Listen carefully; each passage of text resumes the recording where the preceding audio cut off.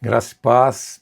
Estamos aqui na nossa série de estudos sobre autoridade espiritual. Espero que você esteja bem. Nós já tratamos nesses estudos sobre a autoridade dada por Deus ao homem e hoje nós vamos tratar sobre heranças espirituais ou alguns chamam de legados geracionais. E no próximo estudo nós vamos falar sobre lei da responsabilidade pessoal. Então eu espero que esses estudos estejam edificando a sua vida. Veja todo o conteúdo e no final, se você achar que esse estudo te ajudou, inscreva-se no canal.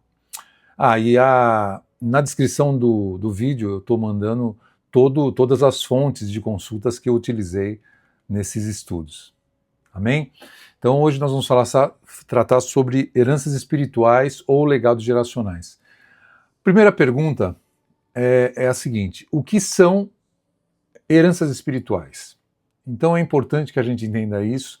Heranças espirituais são marcas que podem passar de geração em geração para outras pessoas. Então, por exemplo, muita gente chama isso de maldição hereditária. São problemas que parecem se repetir dentro da mesma família.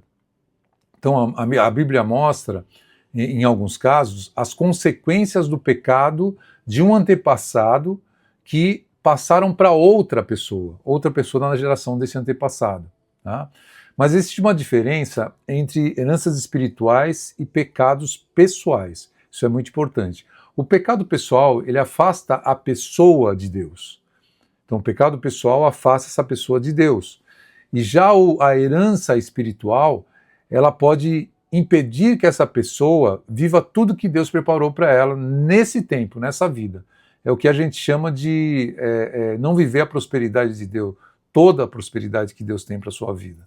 Então, assim, pensa meio que um DNA espiritual, tá? Assim como a gente herda características físicas, a gente pode também herdar características espirituais na história da família, tá? Então, olha para a sua família hoje. Talvez alguém tenha o mesmo sorriso do pai, ou mesmo os olhos do avô. No mundo espiritual, a ideia é parecida.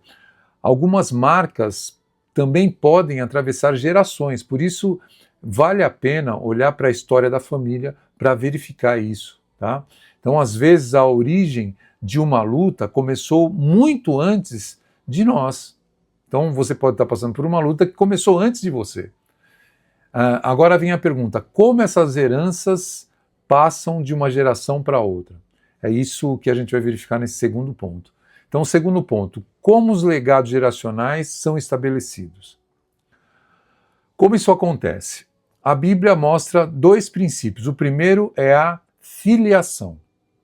Então, a pessoa faz parte daquela família e pertence àquela linhagem. O segundo são as bases legais ou brechas espirituais. Quando existe um pecado, tá?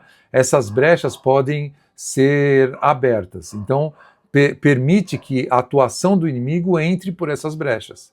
Então, vamos ver o que diz a palavra em Êxodo 20, versículo 5. Não as adorarás, nem lhes darás culto, porque eu sou o Senhor teu Deus, Deus zeloso, que visito a iniquidade dos pais nos filhos até a terceira e quarta geração daqueles que me aborrecem. Então, também existe uma diferença importante que a gente precisa prestar atenção, que é o pecado que é perdoado, que foi perdoado na cruz. Então, o pecado que foi levado quando você decidiu a Cristo, esses pecados são levados, tá? Mas a iniquidade, como raiz que atravessa as gerações, precisa ser tratado diante de Deus. Então, pense em uma herança, né? Assim como uma família pode deixar, um pai, no caso, uma família pode deixar heranças espirituais, heranças materiais, também pode existir uma herança espiritual. Então, por isso, nem toda luta começa com você. Algumas situações podem vir muito antes e precisa ser tratada na presença de Deus agora. Então, agora tem outra pergunta: como identificar esses legados geracionais dentro da sua família? Isso é o que a gente vai ver nesse terceiro ponto. Então, terceiro ponto: padrões familiares repetitivos. Como saber que existe uma herança espiritual dentro da família? Um dos sinais é a repetição. o mesmo problema aparece nos pais, depois nos filhos, depois nos netos. Isso pode acontecer na área da saúde, nas finanças, nos relacionamentos, ou até mesmo em meio a tragédias que acontecem dentro da família, que são os meios, são repetitivos. Assim, você vê gerações e gerações acontecendo a mesma coisa. Então, quando um padrão se repete, vale a pena prestar atenção nisso.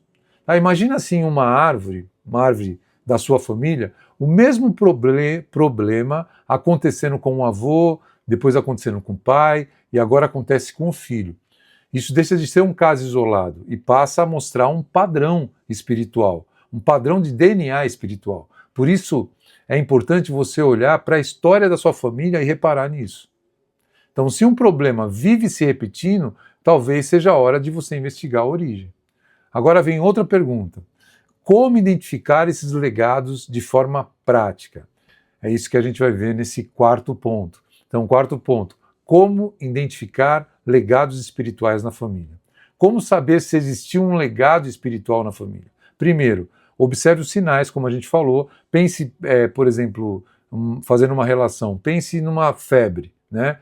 Ela não é a doença, a febre não é a doença. Ela mostra que existe algo mais profundo para ser investigado. No mundo espiritual pode acontecer a mesma coisa. Quando o problema se repete várias vezes na família, isso merece uma atenção.